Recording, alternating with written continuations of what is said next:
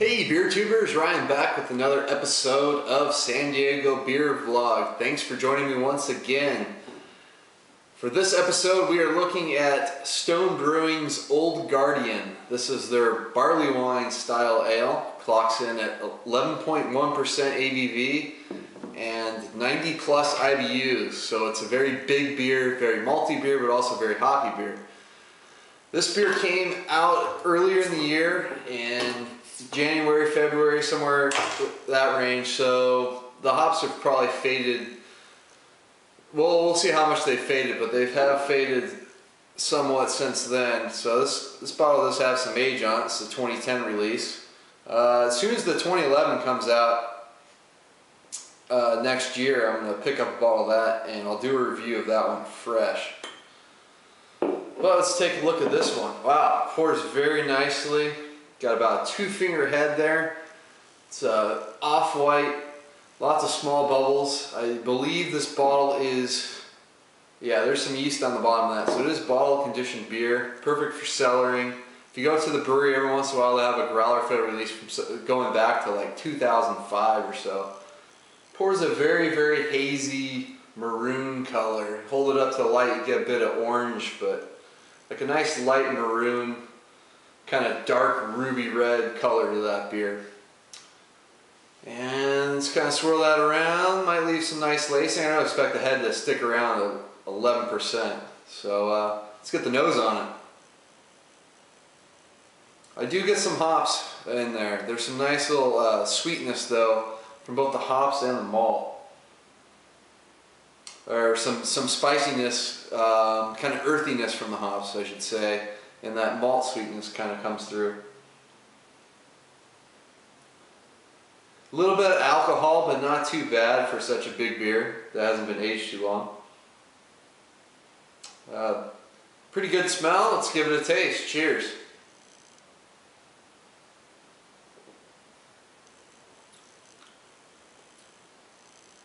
Yeah, still a lot of hops present in this beer. Up front you get a little like spice, kind of earthiness that you get in the nose up front with the hops. And then midway through the tongue, that malt backbone really comes in. It has this nice sweetness to it. Midway through, that malt kicks in, brings some sweetness to the table. You get caramel notes, a little like breadiness in there as well with the malt. And then in the end you do get some of that alcohol. It kind of goes down, but I wouldn't call it boozy or hot or anything. It's just real nice warming beer, a great winter beer, or in this case in fall, in these nice kind of rainy, cloudy days. Makes a great beer. And as you can see, that head's pretty much gone on that beer. So this one's a American style barley wine. It has those huge hop character to it, and you do get that in the aftertaste. I do get a nice bit of lingering bitterness on the tongue. It finishes kind of dry due to those hops, but there is some sweetness, but it's not too much sweetness that kind of lingers on your tongue. Being Stone and an American style barley wine, they hop it up to those 90 plus IBUs, so you don't get too much sweetness with it.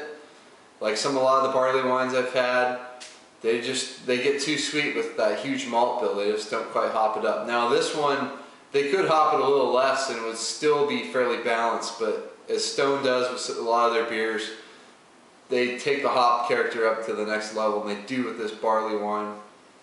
Definitely one of the most topped up barley wines I've ever had. But it's not the most complex barley wine either. It is really easy to drink for 11%, surprisingly.